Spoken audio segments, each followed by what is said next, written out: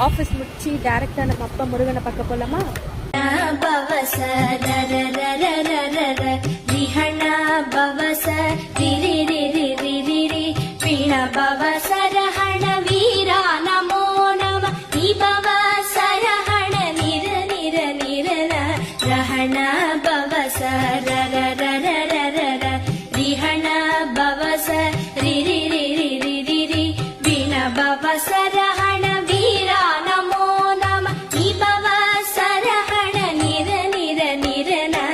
சரஹண வருக வருக அசுரர் குடிக்கெடுத்த ஐயா வருக.